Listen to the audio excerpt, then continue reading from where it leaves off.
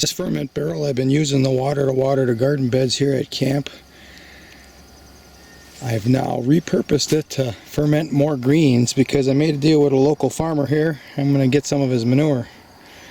And I'm going to get some different types of manure, some fresh, some older, some that have gone through his anaerobic composting as well. See if I can reconstitute it. Going to have another experiments going on here next week at camp. And this green material, after a week of in here with the microbes, will be broken down pretty well, and the greens and the water is going to be used to ignite that drier compost that I'm going to use to take out this grass and all the other wild plants that are growing. I'm going to make a bed right along the beds that are here now. And that compost, when it works, it's going to eat all these plants. It's going to give me a nice clean surface to start with. And if I feel ambitious,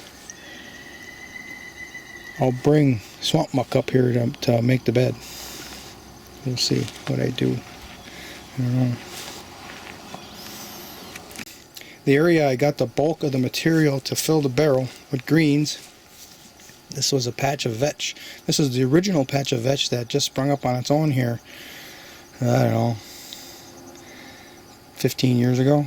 Now it's spread down into the hugel cultures, and now I got a new type of vetch that sprung up all on its own in the back more.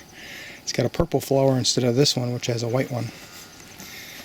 So this I didn't take any green out here because this is where I'm going to come across with the compost. What's going to happen is I'll build a compost pile on the end there, close to where I'll have the truck, so I don't have to carry that manure anywhere. And then every time I flip, I'll move it up and move it along. And when it's done, I should have it all the way to the end here. And of course I'll move this barrel and I'll connect it to this. Maybe I won't. Maybe I'll leave this path here. Yeah, I'll have to leave this path here. So it'll kind of be an extension of this bed right here. Come here, then all the way out. Filled it with water. There, screwed on tight. Force some of the water out so we have water right to the top of the lid. This thing is going to leak out some putrid sulfury smell in the next week, and I think that's going to repel the deer and the mice and the voles and everything else from being around my gardening area. You get a sledge to knock this cover off. I was hitting it on these angles here to get it to spin, and then here is the reason why it wouldn't come off. You think I'd have figured that out? Yeah, we'll take it off now.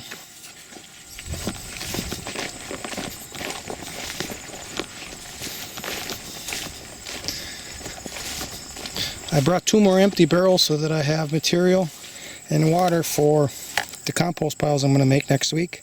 This one I just finished filling up with green material. There's probably more comfrey and vetch. There is more comfrey and vetch than anything else. There's also a number of other weeds, including this comfrey that I planted all over the place. This is the spent comfrey, the fresh ones that are growing up out of the middle. I left those there. And then there's a myriad of other weeds here that are growing, or wild plants, that half of it I don't know at all, and the other half I can remember half the time.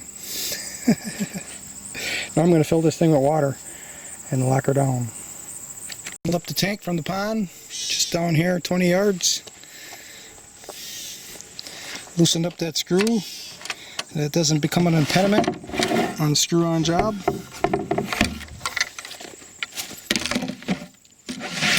Oh, much better. Okay, now we'll let that percolate for a week. One more barrel to fill. I'm going to bring that out into the deer pasture, and we're going to fill it out there because I want to start a compost pile in the deer pasture to find an experiment to reduce or eliminate the canary grass. And if I build compost over the canary grass patch, I'll be using the canary grass as one of the green ingredients into the compost heap. So I bought these barrels for 10 bucks a piece. I know a guy who He works at a factory that brings in salted vegetables for canning. And I bought 4 more from him, 40 bucks. I brought 2 of them up here. I told him I wanted 10 more. And we'll see if he gets them to me. There's an orange belted bumblebee here.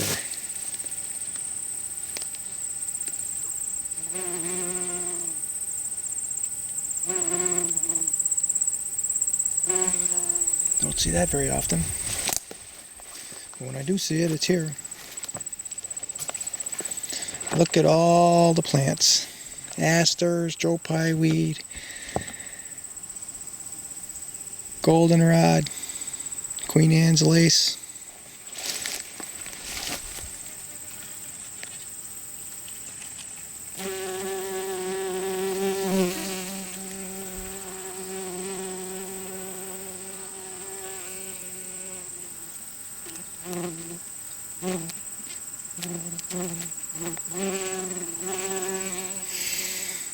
Busy as a bee. Canary grass that I cut off 2 weeks ago. It's starting to send up some new grass shoots, and the deer do eat on those when they're fresh and young. But I'm going to be building a compost pile here, and we're going to see if I can reduce the canary grass by the action of the compost. I'll rake all this dry stuff off first. I use it as mulch somewhere. Then we'll start. That log segment right there, sometimes I hide a trail camera in there, see what's in here eating.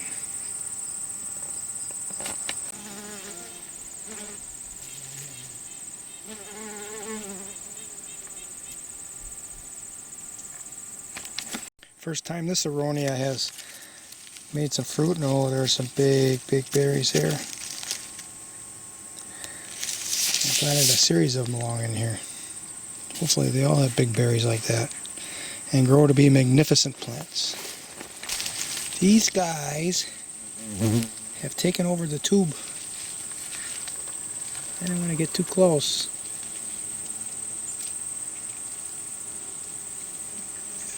One time I looked down into one and like 10 of them came out after me, but I didn't get stung. I ran like hell.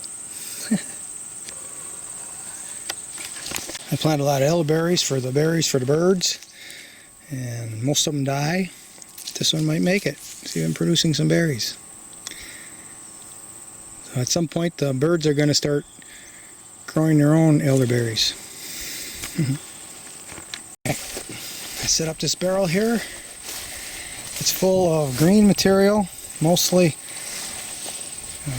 vetch and comfrey, and then a scattering of other plants. Probably goldenrod will be third. Oh, we get a snail too. Well, I don't mind snails here. I will save it. And I set up here instead of up on the top. I was going to do it on the top, but I've cut that canary grass already, and part of the experiments I guess we should keep going on. This is another spot where I didn't cut, and I think that pile will eat this because it's green. I know the pile will eat this because it's green. So we're going to start it here. Plus it's easier, I can get right to it with the truck. And the manure, and the sawdust. And the water's right there. That's where I got the water from. It's just so much easier right here. Why wouldn't I do it here? So next time I come up, hopefully that farmer's around. He said, yeah, if I'm around, I'll sell you some manure. I'm thinking that I'm going to use, and I have my choice. I asked him if I could use some anaerobic compost, and he's got these big long plastic tubes full of manure and straw and whatever else he put in there. He also has sawdust there that he mixes for bedding with straw. So the sawdust he can take care of, and then he's got fresh manure because he's got a dairy cow herd, 130 cows. And I'm going to come up with $100, and I'm going to give him $100. I want to have 1 load of fresh manure. I'd like to have 2 loads of anaerobic compost and 1 load of sawdust. And then I'll set up the fresh manure, a half a load here and a half a load by camp of fresh manure, and I'm going to mix that with sawdust right there on the spot. And then the anaerobic compost, that's how I'm going to start the pile. I'm going to bring up some fish, and I'm going to be adding these barrels of ferment, greens, and water to that anaerobic stuff. See if we can revive it. And then the first turn, I'll incorporate the fresh manure into it and sawdust. So if I do it here, and I am going to do it here, I want to just keep moving it. And as long as it keeps working, I'm going to keep moving it. And if I keep adding greens, it should keep working for a while. And this will all be virgin ground now. Everything that's in the ground will be ate by the bacteria, even the weed seeds that are in the soil bank. And then I can start with a fresh planting for the deer. It's getting to be kind of late, so I'm not sure how well it's going to go. But as a backstop, I can always use, winter rye. Just keep throwing winter rye on there every single week. But I think the peas, the radishes, turnips, all that, I think it'll go. It'll go enough to make leaves for the deer to eat it. So that's what we're doing. We're attempting to make a very wholesome deer pasture. I'm also going to bring up a bottle of iodine, pour it into the tank next time before I put it into the compost. And there's a shortage of iodine in the soil along the Great Lakes, and I'm just a mile from Lake Michigan, the Bay of Green Bay, which is part of Lake Michigan. So I'm sure I have that shortage here too. If I can get a very wholesome soil here that's feeding plants a lot of nutrition, the deer should just go nuts over this. I've already heard reports that deer will bypass these food plots and go eat some wild weeds now. And I actually listened to a podcast a couple of days ago where the soil scientist, soil geologist I think she is, said that the cows, because of the chemical fertilizer, are having to eat all day, whereas those on the healthy pastures that have a lot of nutrients, they just eat for a couple hours and they sit down and ruminate. Where the cows that are fed the fertilized grasses, they just keep eating. There's not enough nutrition in there for them, so they have to keep eating to get what they can. So let's see if I can do that here with the deer. That'd be cool. Alright, since I'm going to make compost, I didn't get a chance to work that bed over. Probably not the next couple weeks again.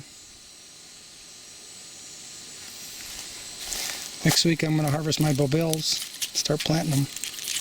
These are from spring onions. It's a variation of the Egyptian walking onion.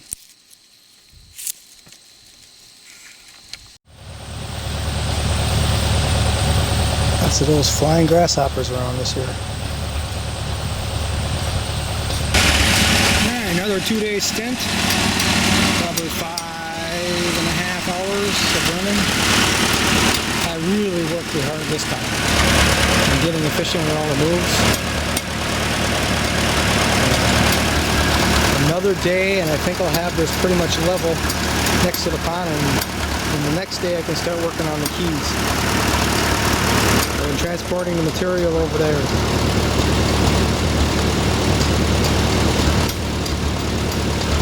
Serves as a berm between deer yard areas, deer pastures. You see this one here is growing. I planted way too much mustard seed in it. That's okay. They can die back. There's oats, rye, winter oats and rye. There's peas in there, buckwheat, a few radish seeds. Got more rain coming, which will help it all to grow. We'll see.